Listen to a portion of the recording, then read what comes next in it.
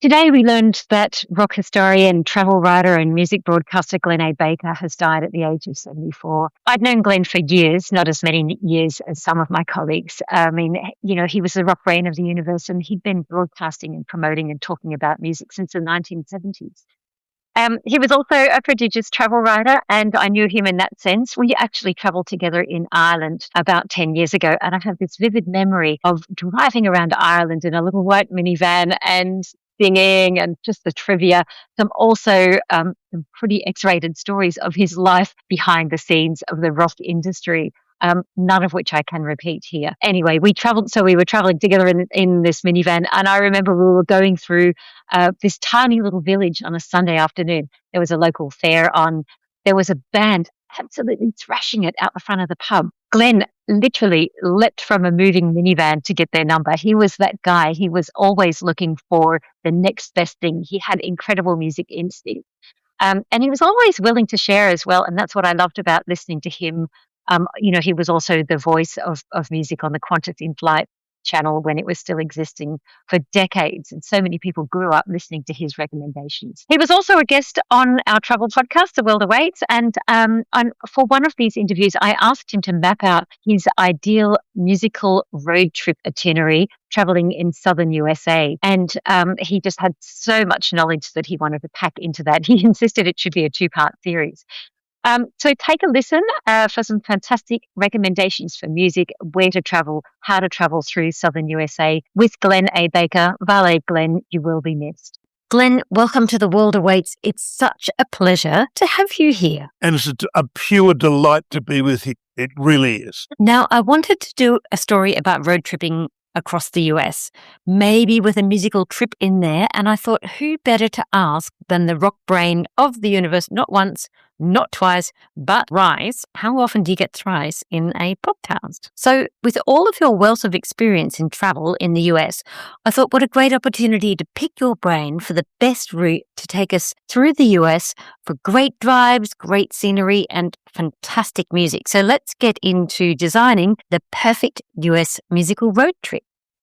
Well, can I just start off by saying it really has to be a 2-parter. It really, because there is a southern road trip and then there is a northern road trip, and they're quite different and they're quite separate, and there's a vast gulf between them. And it's and I've done both of them, and I've actually led a tour group from New Orleans up the Mississippi River to Memphis and Nashville and Muscle Shoals, etc. And I've also done the northern thing just simply as a visitor. I mean, going to Chess Studios and going to the Motown headquarters in Detroit, etc. So, but like I said, it's 2 different worlds. There's no question about it. And I think that we should start with the southern road trip. Well, I'm going to take your lead, so let's go to the south and hit the road. So first, the basics, the starting point and the end point. New Orleans is the place to start. I tend to think of it all in terms of record labels. And New Orleans had specialty records, and Little Richard was on specialty, and Professor Longhair and all these great Cajun artists. And so basically, and then it is a great place to start. Now, not everybody gets to go on a cruiser, but it's probably a good way to chew up the miles. The lovely thing is that you can go to places like Vicksburg, where Willie Dixon, the man who wrote so many of the great rhythm and blues and soul songs and blues songs of the era, was born. And you can actually call in at all these places on your way to the Pearls. I mean, which is Muscle Shoals, with the great studio where Percy Sledge recorded "What a Man Loves a Woman," and Aretha Franklin recorded, and the Rolling Stones did some sessions there, and then you go on to Memphis, yeah. Known not only for Elvis, but also, and Graceland, but also for Stax Records. And there's a great 3-part Stax documentary on one of the serving channels at the moment, and it's an extraordinary experience. So anyway, I mean, Stax, of course, gave us Booker T and the MGs and Otis Redding. So Glenn, just reining you in here for a moment. We're starting in New Orleans. Where are we finishing? The river cruise goes up, or the steam cruise, Proud Mary. You can imagine that you're on Proud Mary, and it basically ends up at Memphis, and that's where you want to go. However, when the cruise I led, I arranged for us to go to Muscle Shoals, that studio as well. And I said the Rolling Stones recorded there, and just off the side of the main recording room is a toilet, and apparently Keith Richards sat on that toilet and he wrote the lyrics to Wild Horses. And I don't know that any particular inspiration came to me on that toilet. However, it was just a joy to be there and a joy to sit behind the desk, and where so many extraordinary sessions had occurred. And then we're back to left Alabama, Sweet Home Alabama, and we're back to Memphis, Tennessee, and Memphis is the real, the center of it all. There's no question about it. And like I said, you go to everywhere you want to go. Sun Records, Stax Records. You'll notice again, I'm referring to record labels because I was a record collector, a massive record collector, and that's where sort of like where we have to begin. And but of course the spectre, the aura of Elvis hangs over everything when you're in Memphis.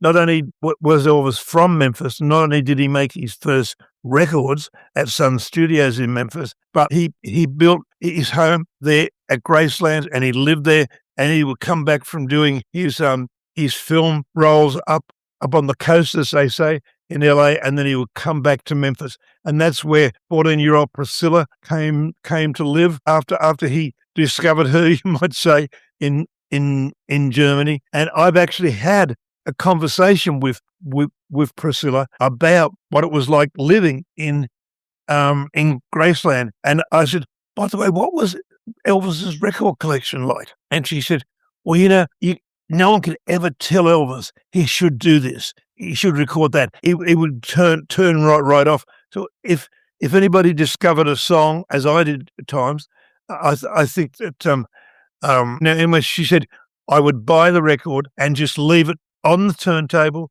hanging around the house until one day Elvis would say, hey, what is this? And I was like, oh, no, nothing, and no big deal. And in the end, no, why is this around?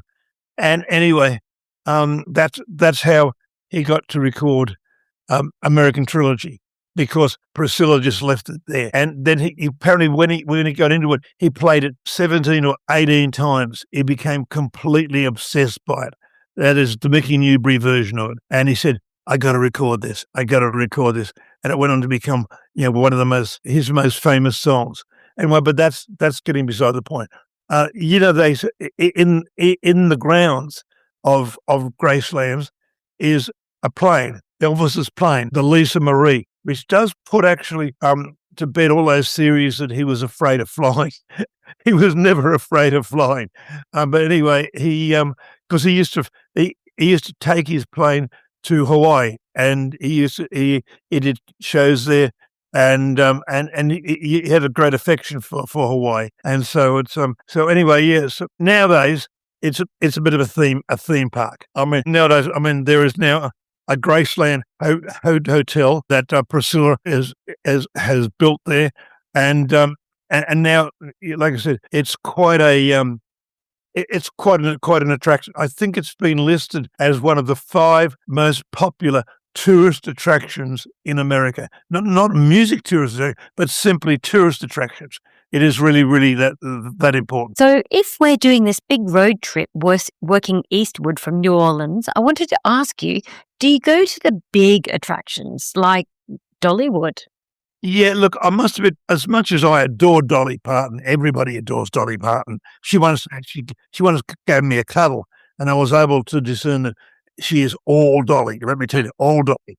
But like I said, I've never felt an attraction to go to Dollywood, and I have to say that that is not part of what I would say would be a road trip, mainly because there's so many other things. In fact, if the truth be known, I probably have concentrated more on tombs and burial sites. I mean, it sounds terrible, but you go to Montgomery, Alabama, and of course you go out to where Hank Williams was born, and then you go out to all this. Jimmy Rogers. I'll give you one great experience.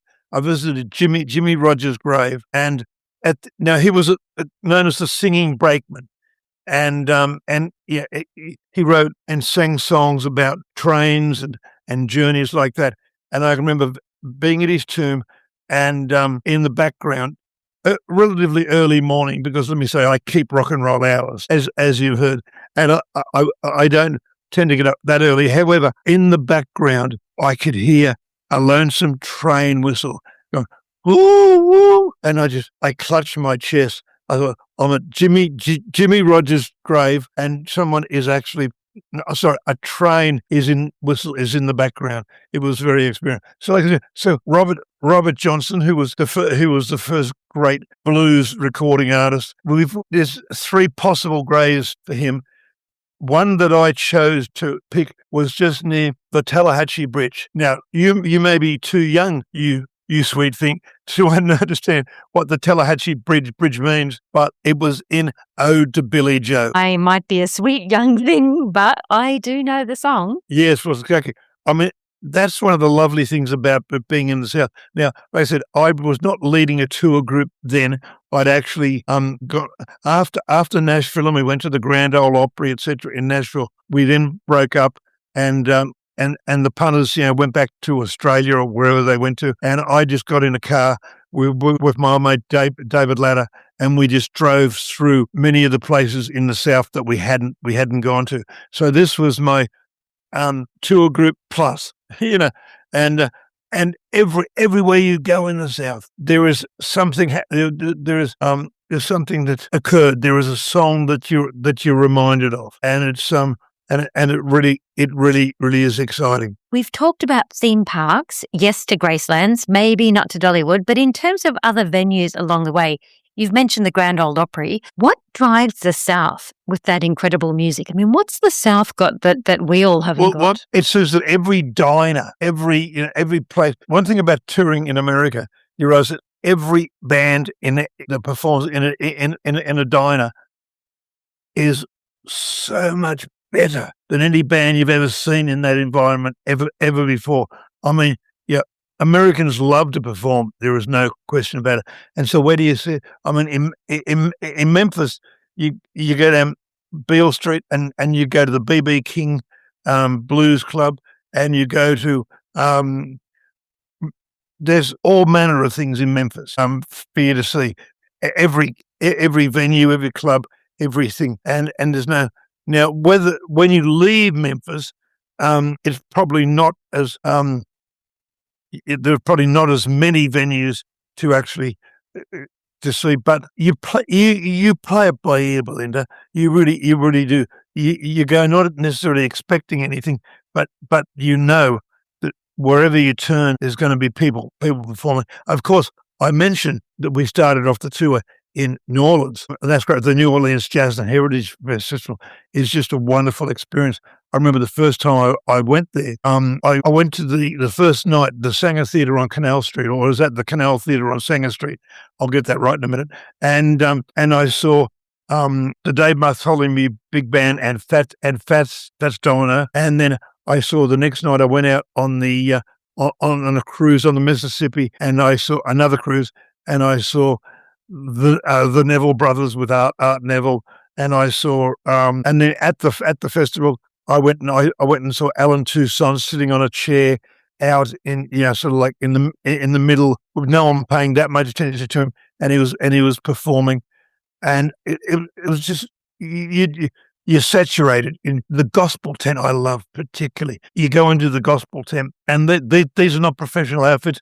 They're from hospitals and glee clubs and schools, and and they are and they're so passionate, and they're so real, and they're so honest, and there's something there that is just extraordinary. So yeah. So when you start out on your road trip in the south, and you find you visiting so many performances along the way, and everywhere where you go, somebody is playing, and that's why, and it's a very different, because in the south it's very much blues and soul and R&B, and it's a very, very different experience to anywhere else in America, and it's and that's why, again, I mean, you can visit Los Angeles and New York, and you can do musical trips anywhere in America, but there is something really, really special about doing the South and being immersed, sort of like in the songs of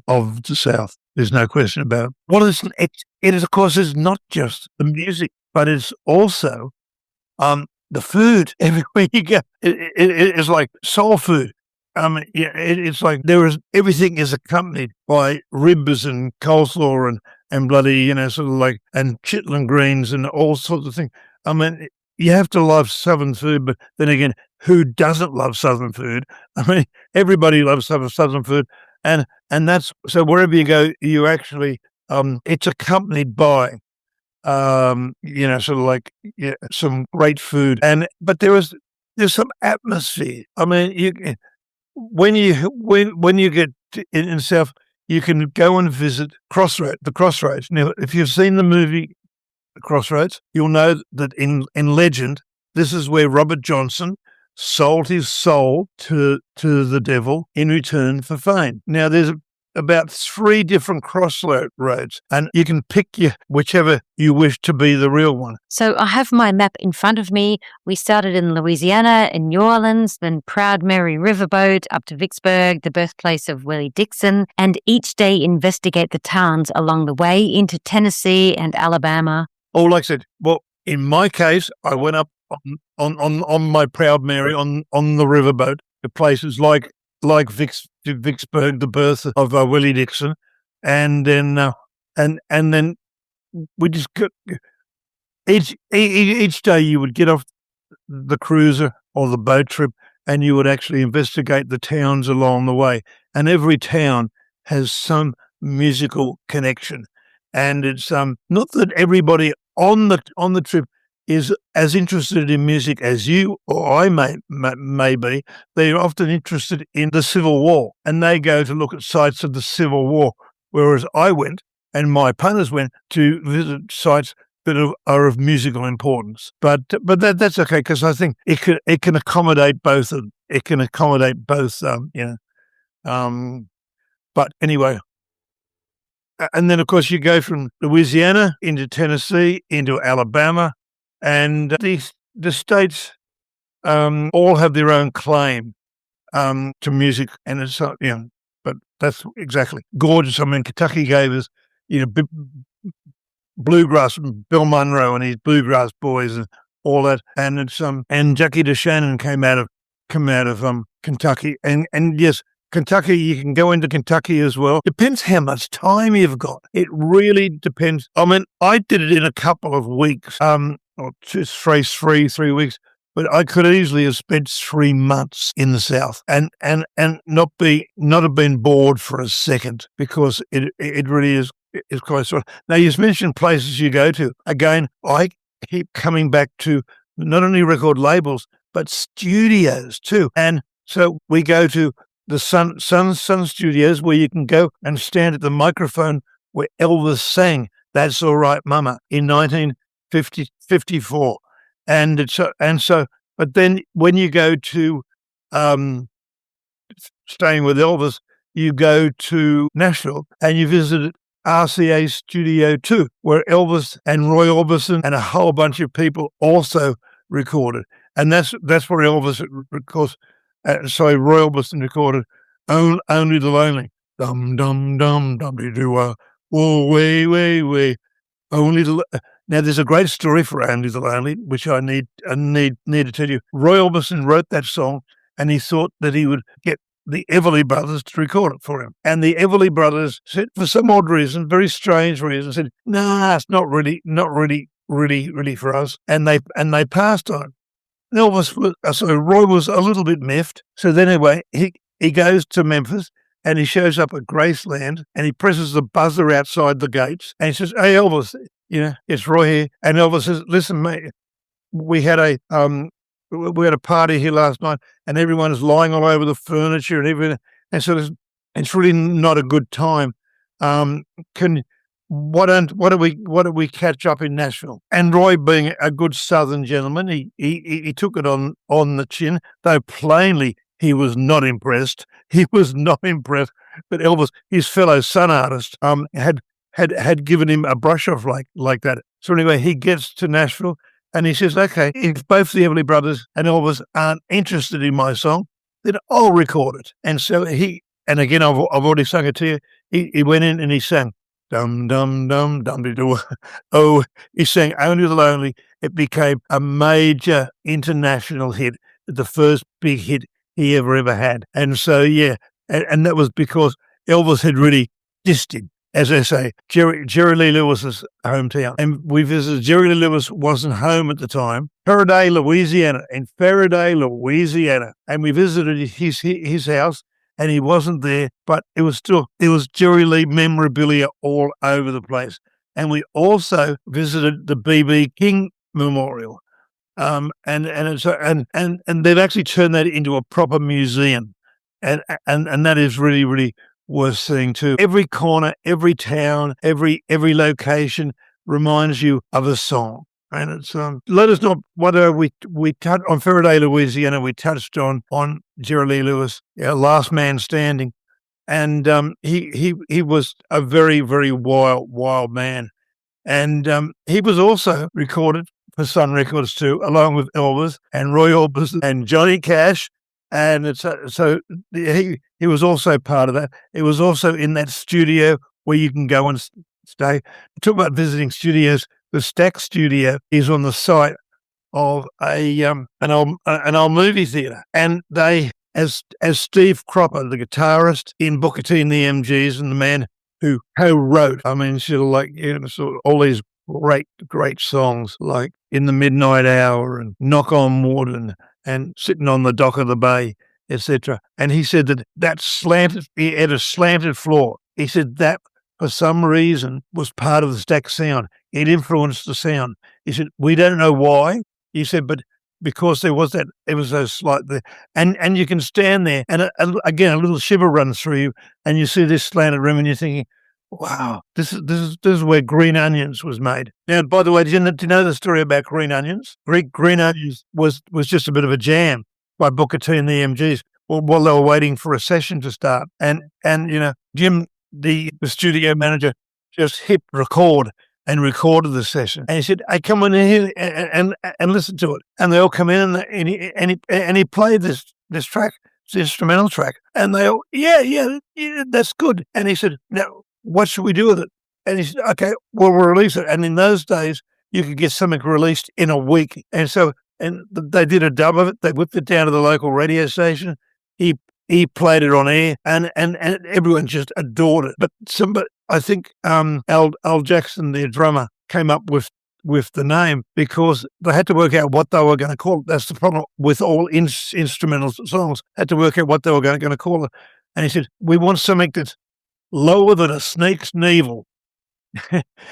And the only thing they could think of that was lower than a snake's navel was Green Onions. So that's what they call it. And then Green Onions was pretty much number one in America within like a matter of weeks after it was recorded. And it's to know stories like that really makes it very vital to be there. Fabulous. Love these stories. So in your dream road trip, what car are you driving? I mean, I personally have some sort of Hunter S. Thompson dream where you pack a bag of cocaine and you're a attorney.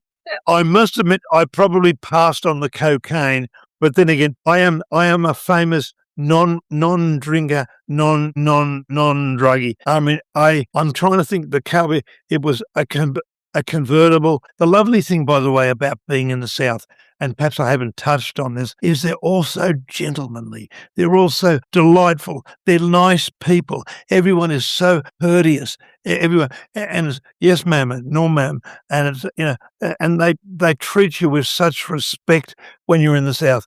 And basically, the loop is, you start in New Orleans, you go up the Mississippi River by whatever means you can, and then you get to Memphis, and then you can take a detour. We did it in a bus crossing the Alabama state line to go into Muscle Shoals, and we visited Muscle Shoals, and then we returned to Memphis, did all the Memphis events, and then we went over to Nashville, attended the Grand Ole Opry, etc. And then on our own, we got in a car and drove to all these places in the South.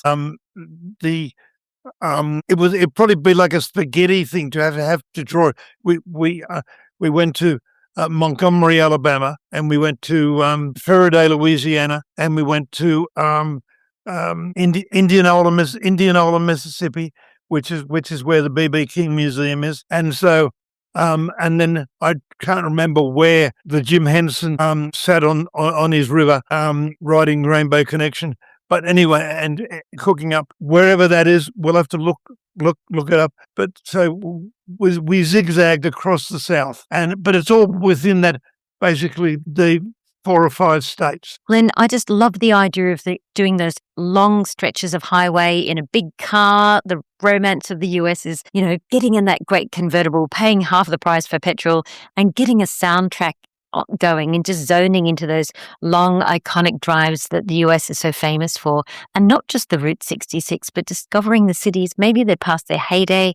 Maybe there are places of, great musical moments. So we are so grateful to have you with us and talking us through one of the iconic drives through the US, and that's through the South with a musical bent on it. Thank you so much for joining us on The World Awaits.